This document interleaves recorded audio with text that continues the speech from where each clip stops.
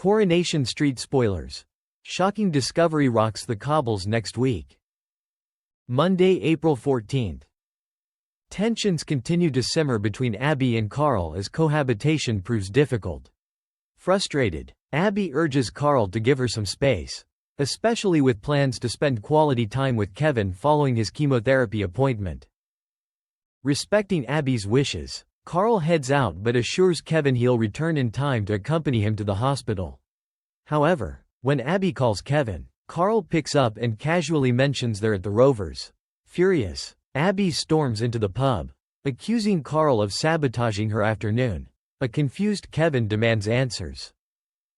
After a sobering visit to the memory clinic and scheduling an MRI, Debbie gathers her loved ones at the hotel. With a resolute spirit, she declares that life is short and she plans to make the most of every moment.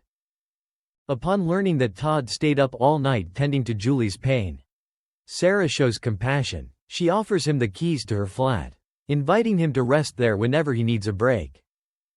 Todd is taken aback when Theo and Danielle unexpectedly arrive at the Undertakers with their teenage children.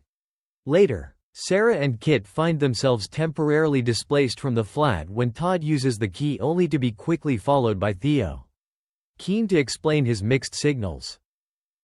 Brody, after sending Dylan on an errand, stumbles upon Dylan's list of contacts.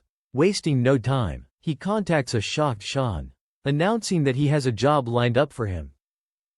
Jenny drops a bombshell on Daisy by revealing that Carla has decided to sell the Rovers. What she doesn't mention is her own plan to buy the pub. Later, an inebriated Daisy lashes out at Carla for abandoning the pub without warning.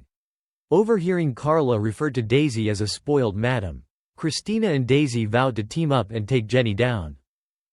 Cassie prepares for a park outing with Doran, prompting Tyrone to confide in Fizz that he's warming up to his mother again.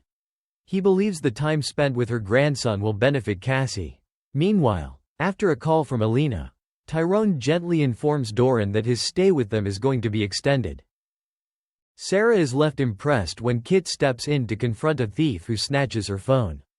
Grateful and intrigued, she agrees to spend the day with him, and it becomes evident that a romantic spark may be forming between them.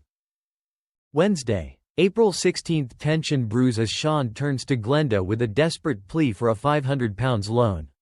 Sensing something's amiss, Glenda questions whether he's landed himself in trouble. Meanwhile, Brody isn't showing any patience. He demands repayment by the end of the day. The situation escalates when George and Eileen discover that Julie's factory collection jar is mysteriously empty, prompting George to disclose that Sean had recently approached Glenda for a sizable sum. With the clock ticking, Sean makes his way up Victoria Street. Clutching onto hope, he fires off a text to Brody, confirming he's at the designated meeting point and has secured the money.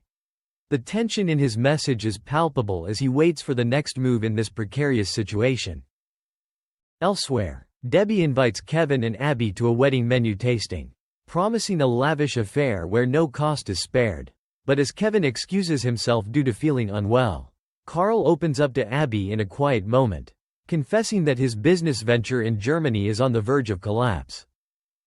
Abi tries to reassure Carl, suggesting Kevin would understand if he needs to return overseas. However, Kevin is visibly disheartened by the news, feeling powerless and wishing there were something he could do to help. Meanwhile, Dee sits down with a representative from the Patient Advice and Liaison Service, who assures her that her formal complaint is being taken seriously and places blame on midwife Zoe. But outside the hospital, she spots Zoe deep in conversation with Asha. Zoe apologizes, insisting Dee's painful experience wasn't her fault. Later, Asha visits Dee at home and makes a heartfelt plea reconsider the complaint, as it could cost Zoe her career. But Dee remains firm, asserting she was a victim of racial discrimination and deserves justice. A chance encounter on the street brings her face to face with Wes, who she doesn't yet realize is Zoe's brother.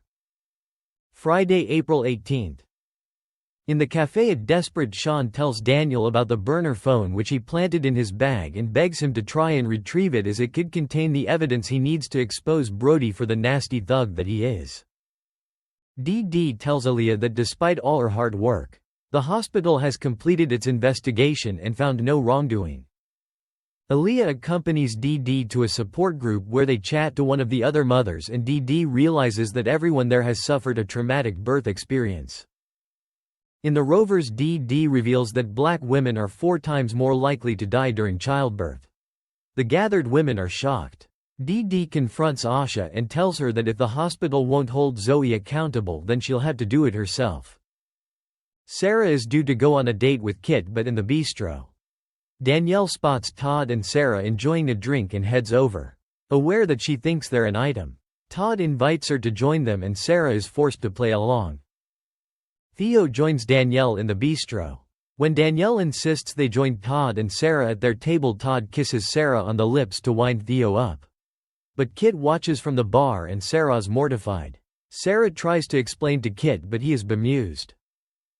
Asha calls at number 5 and tells Gemma that Lou is causing havoc in the salon. Gemma calls at the salon to find Lou and Maria in the middle of a row. When Lou chucks some hair dye over her, Maria tells her she's fired. As Lou stalks out, Gemma goes after her. Lou confides in Gemma that she has a son and she's worried sick about him. When Audrey asserts that she's willing to give Lou a second chance as she's brought a lot of clients with her, Maria despairs. Thanks for watching and stay tuned for more movie spoilers next week. Goodbye and see you again.